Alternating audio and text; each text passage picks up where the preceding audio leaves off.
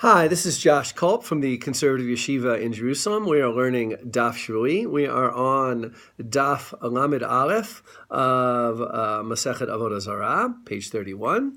And as we've done in the past few weeks, this is a preview video. So we're going to be talking about some of the things that you're going to be learning on this Daf. And I also think that it's good to sort of get a little deeper before you start learning the nitty-gritty as to the kinds of things that we're going to be learning. So the beginning of the daf is a very important source categorizing 3 levels of prohibited wine. The sugyas are going to talk a little bit, the Gemara is going to talk a little bit about wine, the prohibitions of wine now, and then we're going to have about 20 pages about wine prohibitions later in the Masechet. But there's a preview. And this is a preview of a preview. So there's a preview now, and the 3 categories are as follows.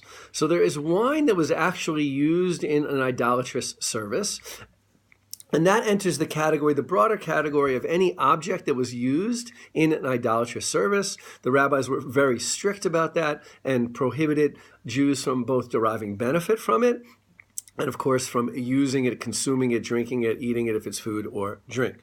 So that's the first category, and that's a category that, let's say, at least certainly post-Talmudic period, probably didn't exist.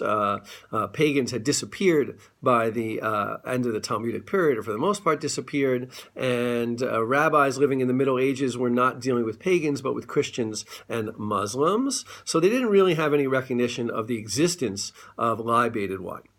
The second category is wine owned by a non-Jew. And here, the rules in the Gemara are quite strict. Wine owned by a non-Jew is prohibited to derive benefit from it. Not just to not drink it, it's not just a drinking prohibition, but it is also the more serious prohibition of deriving benefit from it.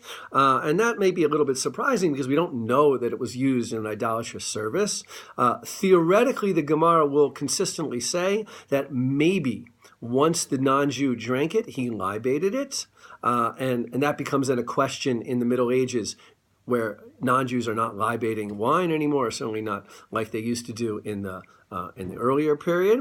But the rules are quite strict, and it certainly prevented any kind of camaraderie, any kind of drinking together with non-Jews, because if the non-Jew even touched the wine or owned the wine would become prohibited. So the third category is wine that is owned by a non-Jew, but is in the possession, wine that is owned by a Jew, but is in the possession of a non-Jew. So if I, for instance, have some wine and I want to send it across to another country or some other region, and I use agents who are non-Jews, does that wine become prohibited? Am I concerned that the non-Jew opened my barrel of wine, drank some of it, and then closed it up and sent it on his way? And this becomes a major issue on this daf and on subsequent dafim. The question is one of, let's say, trust, although I think fundamentally there is lack of trust, and therefore the question is what types of precautions are needed to ensure that the non-Jew will not open the wine and drink some. Now, it sounds a little strange to us because we're used to bottles of wine and it's hard to open a bottle, close it up, and put it back, but they clearly lived in a world that's maybe a little bit more akin to a bar. Imagine you were a bar owner and you had some prohibition that the worker, if he drank any of the wine or the liquor or the beer at the bar, would prohibit it all. That would obviously be very difficult. I assume that people working at bars probably drink occasionally from the bar, because they have an easy access to it. And therefore, there's a whole sugya on, for instance, something called chotam or chotam betoch chotam, which is a seal or a double seal, a seal within a seal, and a dispute between some of the sages over whether wine barrels need to be doubly sealed or one seal is sufficient. And there's a definition of the double seal. The sugya then moves on to a short description of the Samaritans. The Samaritans are always a test case for the rabbis because on the one hand, Samaritans are known to be, let's say, descendants of the Jewish people, genetically to a certain extent Jews, but they are different from the rabbinic tradition. They do not observe the rabbinic tradition. So Samaritans, on the one hand, don't libate wine. They are not idol worshippers. They may have a different, there may be some views of them as idolaters, but they're generally speaking not considered ones who are libating all the time. On the other hand, they don't observe the rabbinic restrictions about having non-Jews touch their wine, and therefore the wine in possession of Samaritans is a question that interests the Gemara. The Gemara is generally speaking interested, the rabbis are interested in what I would call liminal cases, borderline cases.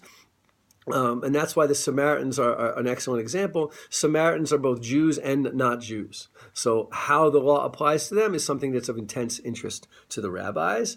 And the final subject of our daf is one of my favorite subjects, and that is beer. I am even wearing one of my beer sweatshirts from my favorite brewery in the world, Treehouse Brewing Company, out there in Charlton, Massachusetts. And the question is, can Jews drink beer owned by non-Jews?